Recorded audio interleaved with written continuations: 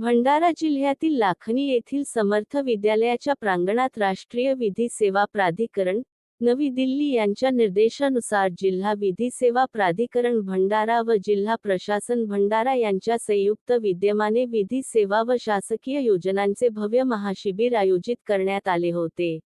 या शिबिराचे अध्यक्षस्थान मुंबई उच्च न्यायालयाच्या नागपूर खंडपीठाचे न्यायमूर्ती तथा पालक न्यायमूर्ती महेंद्र चांदवाणी यांनी भूषविले। प्रमुख उपस्थितीत जिल्हा व सत्र न्यायाधीश तथा जिल्हा विधी सेवा प्राधिकरणचे अध्यक्ष राजेश असमर, अतिरिक्त मुख्य कार्यकारी अधिकारी प्रमोद पवार, पोलीस अधीक्षक नुरुल हसन, जिल्हा विधी सेवा प्राधिकरण सचिव मिलिंद कुमार बुरांडे, तालुका विधी सेवा समितीचे अध्यक्ष तथा दिवाणी न्यायाधीश एफ.के.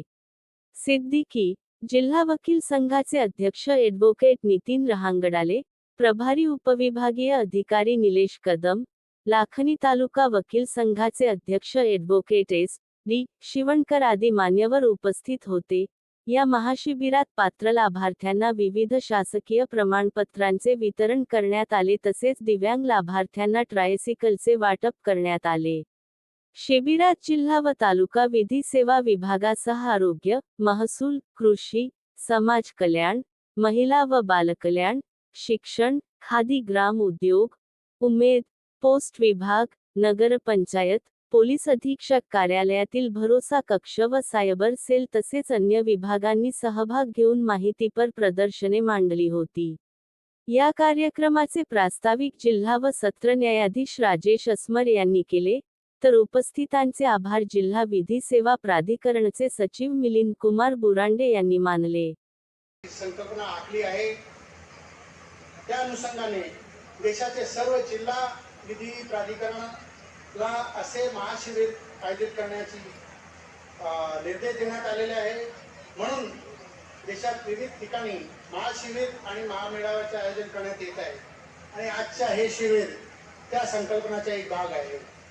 आपले आधीचे प्रवक्त्यांनी सांगितले आहे की या शिबिरचा मुख्य उद्देश असंघटित क्षेत्रातील असलेले लोकांना कल्याणकारी योजनांसोबत जोडून घेणे, त्याचे प्रश्न सोडवणे, त्यांना केंद्र व शासनाच्या योजनांचा लाभ मिळवून देणे, तसेच त्यांना कायद्यातील प्रश्नाबाबत विधी सेवा पुरवणे हे आहे।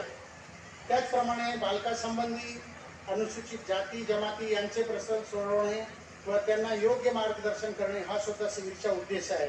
म्हणून या शिबिरमध्ये सर्व योजना एका ठिकाणी आणून सामान्य माणसाला माहिती मिळावी याच्यासाठी जिल्हा विधी सेवा प्राधिकरण आणि जिल्हा प्रशासन संघाने खूप प्रयत्न केलेला आहे। या मंचाचा फायदा घेऊन मी सांगू इच्छितो की भारत सरकारने ज्येष्ठ नागरिकांच्या हक्क सुरक्षा सेवेसाठी आणि